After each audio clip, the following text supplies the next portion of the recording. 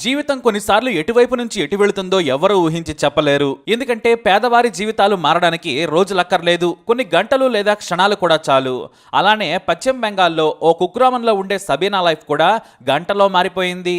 ఆమె ఇంటి నుంచి పక్కటంలోకి వెళ్లి బట్టలు తెచ్చుకోవాలని బయటకు వచ్చింది. రోడ్డు మీద బస్ కోసం వెయిట్ చేస్తోంది సబీనా. ఒక బస్ కూడా రావడం లేదు. తమది మారుమూల గ్రామం కావడంతో గంటకో బస్సు వస్తోంది. కొన్నిసార్లు ప్రైవేట్ వాహనాలు కూడా వస్తుంటాయి. రోడ్డు మీద ఉన్న తమ గ్రామ స్టేజ్ దగ్గర ఎదురు చూస్తోంది సబీనా.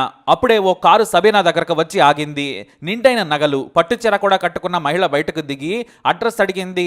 సబీనా ఆ అడ్రస్ చెప్పింది. థ్యాంక్స్ అంటూ కారు ఎక్కింది ఆ మహిళ. మీరెక్కడికి వెళ్లాలో రండి, దారిలో దింపి వెళ్తామంది ఆ మహిళ. కారెక్కేందుకు సబీనా కాస్త భయపడింది. అయినా సరే ఆ మహిళ ఆప్యాయంగా రండి అంటూ ఒత్తిడి చేసింది. కారులోకి చూడగా వెనుక సీట్లో మరో మహిళ కూర్చొని ఉంది.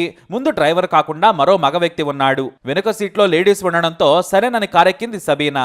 కారు రోడ్డు మీద వేగంగా వెళుతోంది. కారులో ఉన్న మహిళ మాటల్లో పెట్టింది. మధ్యలో ఓ బిస్కెట్ ను సదరు మహిళ సబీనాకిచ్చింది. వద్దంటున్నా కూడా పర్వాలేదని బలవంతంగా ఇచ్చింది. ఇవి మామూలు బిస్కెట్లు కావు, చాలా కాస్ట్లీ. మా వారు దుబాయ్ నుంచి తెచ్చారు, టేస్ట్ చూడు, నీకు మళ్ళీ మళ్ళీ దొరకవని నవ్వుతూ చెప్పింది. మొహమాటం కలిసి దుబాయ్ బిస్కెట్ అనడంతో ఆమె కాస్త నోట్లో పెట్టుకుంది. మరో మహిళ కూడా బిస్కెట్లు బాగున్నాయని చెబుతూ తింటోంది. సబీనాకు రెండో బిస్కెట్ కూడా ఇచ్చింది మహిళ. ఈసారి మరో బ్రాండ్ బిస్కెట్ అంటూ ఇచ్చింది. సబీనా వద్దంటూనే తీసుకుంది. అంతే, ఒక 5 నిమిషాల తర్వాత మత్తులోకి జారుకుంది. కట్ చేస్తే తెల్లారేసరికి కోల్కతాలో ఉంది సబీనా.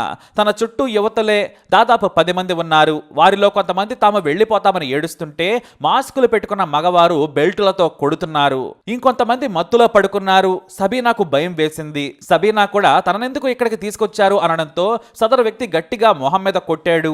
ఆ తర్వాత బలవంతంగా భోజనం తినాలని బెదిరించారు. మీకు మరో 10 గంటల వరకు భోజనం ఉండదు, తింటే మీ అదృష్టం, లేదంటే మీకు తిండి ఉండదు అనడంతో అందరూ తిన్నారు. ఆ తర్వాత రాత్రి 10 గంటలకు ఒక్కొక్కరిని గదిలోకి పిలిచి బలవంతంగా ఇంజెక్షన్లు చేశారు. సబీనాను కూడా కొట్టి ఇంజెక్షన్ చేసి ఓ ట్రక్కులోకి ఎక్కించారు.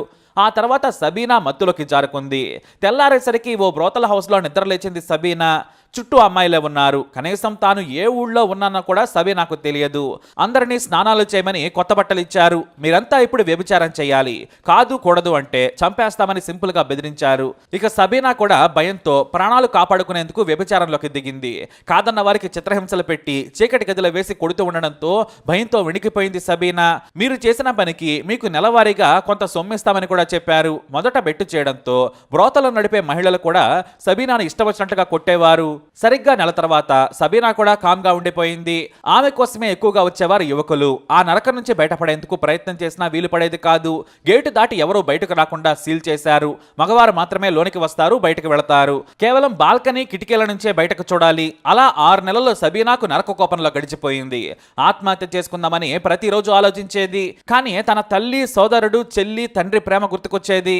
అలా ఆగిపోయేది. నా కోసం ఖచ్చితంగా మా నాన్న వస్తారు, మా తమ్ముడు వెతుకుతాడని ఎక్కడో ఆమెకు ఆశ ఉండేది. కానీ స్థానికంగా మిస్సింగ్ కంప్లైంట్ ఇచ్చి సబీనా తల్లిదండ్రులు వెతికారు. ఎక్కడా దొరకలేదు. ఎక్కడో పశ్చిమ బెంగాల్లోని గ్రామం, కానీ ఎక్కడ మేరట్, బయటపడే ఛాన్సే లేదు. సబీనాకు తాను మేరట్లో ఉన్నానని ఓ విటుడు చెబితే కానీ తెలిసింది. తనకు దగ్గరైన వారికి బాధ చెప్పుకునేది. కానీ వాళ్ళంతా కూడా వినేసి వెళ్లిపోయేవారు. ఎవరో సాయం చేసేవారు కాదు. ఓ రోజు సాయంత్రం పూట అందంగా తయారై బాల్కనీలో నుంచింది సబీనా. మల్లెపూలు పెట్టుకుని వచ్చిపోయే వారిని చూస్తూ నవ్వేది. అలా కస్టమర్లను అట్రాక్ట్ చేయకుంటే కొట్టేవారు నిర్వాహకులు. 6 నెలల తర్వాత ఆమెకు అది అలవాటైపోయింది.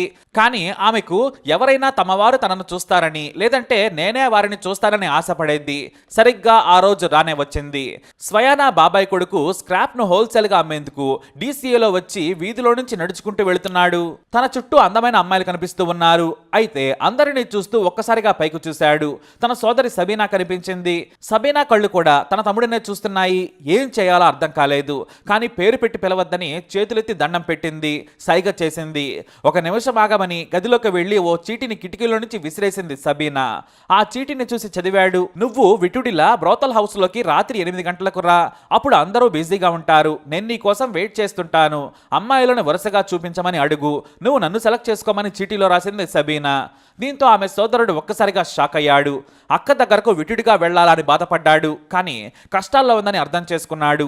6 నెలల నుంచి తాము వెతుకుతున్నా కనిపించలేదు. బ్రోతల్ హౌస్ హౌస్లో ఉందంటే ఏదో చేసి తీసుకొచ్చి ఉంటారని అనుకున్నాడు. సరిగ్గా రాత్రి 8 గంటలకు బ్రోతల్ హౌస్లోకి వెళ్ళాడు. రేటు ఎక్కువైనా పర్వాలేదు, కొత్త వారిని చూపించమని 5,000 రూపాయలు బ్రోతలు నిర్వహించే మనీషా అనే మహిళకిచ్చాడు. చప్పట్లు కొట్టి పిలవగానే 10 మంది వరుసగా నిలబడ్డారు.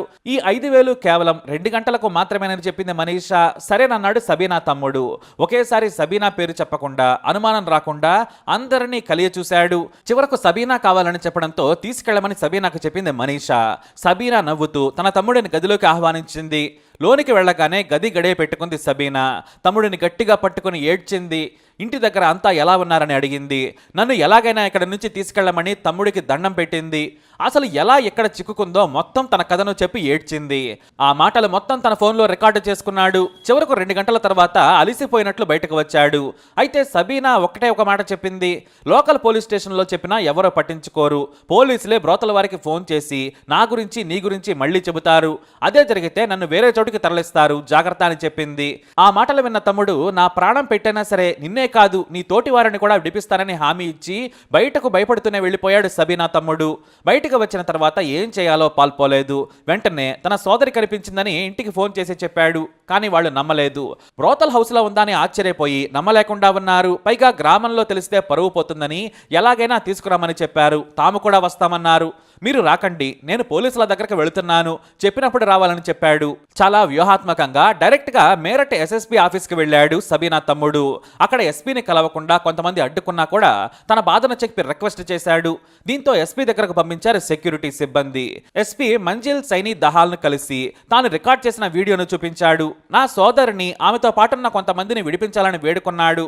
బలవంతంగా తీసుకొచ్చారని, మా సోదరి కోసం మా వారంతా వెతుకుతున్నారని చెప్పాడు. అయితే నిమిషం కూడా ఆలస్యం చేయకుండా కింది స్థాయి సిబ్బందిని నమ్మకుండా తానే రంగంలోకి దిగారు. పోలీస్ టీంతో కలిసి యాంటీ హ్యూమన్ ట్రాఫికింగ్ బ్రాంచ్ సిబ్బందిని కూడా పిలిపించారు. దాదాపు 25 మంది పోలీసులు బ్రోతలపై దాడి చేసి అందరినీ విడిపించారు. అయితే ఆంధ్రప్రదేశ్కు చెందిన ఓ మహిళ కూడా తన 3 ఏళ్ల కూతురును పోలీసులకు చూపించి బోరణ విలపించింది.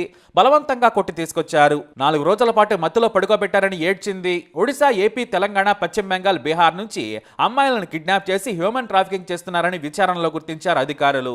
బ్రోతలు నిర్వహిస్తున్న మనీషా మీనాలను అరెస్టు చేశారు. వారికి సాయంగా ఉన్న స్థానిక రౌడీ షీటర్లపై కూడా కేసులు పెట్టి అరెస్టు చేశారు. సబీనా బయటకు రాగానే తన తమ్ముడిని అందరికీ పరిచయం చేసింది. మమ్మల్ని రక్షించినందుకు థ్యాంక్స్ అంటూ అతని మీద పడి ఏడ్చారు. పోలీసులు వారందరి కుటుంబాలకు ఫోన్ చేశారు. సబీనా గొంతు వినే వరకు కూడా తండ్రి నమ్మలేకపోయాడు. సబీనా తల్లిదండ్రులు వచ్చే వరకు ఆమెను సోదరుడికి కూడా అప్పగించలేదు పోలీసులు. రూల్స్ ప్రకారం తల్లి లేదా తండ్రి మాత్రమే రావాలని, వారు లేకుంటే స్థానిక పోలీస్ స్టేషన్ నుంచి లెటర్ తీసుకురావాలని ఉన్నతాధికారులు సూచించారు. దీంతో తెల్లారే వరకు సబీనా పోలీసులు ఏర్పాటు చేసిన వసతిలోనే ఉన్నారు. మరుసటి రోజు సబీనాను చూసి బోరన విలపించాడు తండ్రి. ఈ 6 నెలలు ఈ జీవితంలో లేదనుకో, మీకు మేమున్నామని ధైర్యం చెప్పారు. సబీనా తన తమ్ముడిని ముద్దాడి నువ్వు నాకు దేవుడివిరా అంటూ నవ్వుతూ కలిసి వెళ్ళిపోయింది. వాస్తవానికి ఆమె సోదరుడు ముజఫర్ నగర్లో స్క్రాప్ బిజినెస్ చేస్తుంటాడు. లాభం కోసం మేరట్లోని బ్రోతల్లో ఉండే కాలనీలో ఓ ఏజెంట్ కమ్ముతుంటాడు. అలా అదృష్టం కలిసి వచ్చి సబీనా బ్రోతల్ చీకటి జీవితం నుంచి బయటపడింది. అమ్మాయిలు చీకట్లో ఒంటరిగా బయటకు వెళ్లొద్దు, అపరిచితులు మాటలు కలిపినా వెళ్లిపోవాలి, కొత్తవారు తినడానికి ఇస్తే ఎట్టి పరిస్థితులలోనూ తినొద్దని పోలీసులు సూచిస్తున్నారు. దాదాపు 30 మంది మహిళా గ్యాంగులు ఇలా వేర్వేరు రాష్ట్రాల్లో అందమైన యువతులను టార్గెట్ చేసి హ్యూమన్ ట్రాఫికింగ్ చేస్తున్న వారిపై దేశవ్యాప్తంగా ఆపరేషన్ చేపట్టారు మేరట్ అధికారులు. అలా సబీనా జీవితంతో పాటు మరికొంతమంది మహిళల జీవితాలు కూడా బాగుపడ్డాయి. మరి ఈ స్టోరీపై మీ అభిప్రాయాన్ని కమెంట్ ద్వారా తెలియజేయండి. ఇలాంటి ఇన్ఫర్మేషన్స్ కోసం వీడియోని లైక్ చేయండి, షేర్ చేయండి, మా ఛానల్ని సబ్స్క్రైబ్ చేసుకోండి.